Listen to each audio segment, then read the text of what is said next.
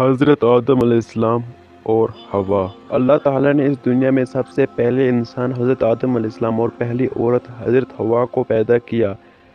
حضرت آدم علیہ السلام اللہ کے نبی تھے۔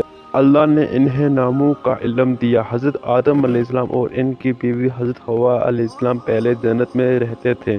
اللہ تعالیٰ نے حضرت آدم علیہ السلام اور حوا علیہ السلام کو حکم دیا کہ جنت میں جہاں چاہے جائیں اور جو چاہے کھائیں، لیکن اس درخت کے پاس نہ جائیں۔ اس کے بعد حضرت آدم علیہ السلام اور حوا اس درخت سے دور رہتے تھے۔ وہاں ایک بڑا مغرور شیطان ابلیس بھی تھا۔ شیطان ابلیس نے سوچا کہ میں انسان سے بہتر ہوں کیونکہ میں آگ سے بنا ہوں اور یہ انسان مٹی سے بنا ہے۔ وہ چاہتا تھا کہ انسان جنت میں نہ رہے۔ ابلیس نے حضرت آدم علیہ السلام اور حضرت حوا کو گمراہ کرنے کی سازش کی۔ ابلیس نے ان سے کہا کہ اس خاص درخت کا پھل بڑا مزیدار ہے، اس لیے انہیں اس پھل کا ذائقہ چکھ کر دیکھنا چاہیے۔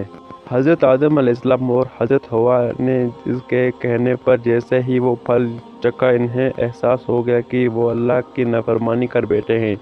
وہ رو رو کر اللہ تعالیٰ سے اپنی غلطی کی معافی مانگنے لگے۔ اللہ تعالیٰ نے انہیں معاف تو کر دیا اور حکم دیا کہ اب وہ اس جنت میں نہیں رہ سکتے۔ اللہ نے انہیں زمین پر اتار دیا اور فرمایا کہ تمہاری اولاد میں سے جو کوئی میرا حکم مانے گا اسے دونوں جہانوں میں کامیابی ملے گی، اور جو شیطان کی بات مانے گا گمراہ ہوگا۔ اب حضرت آدم علیہ السلام اور حضرت حوا سمجھ گئے کہ شیطان ابلیس نے ان سے جھوٹ بولا تھا اور وہ انسان کا سخت دشمن ہے۔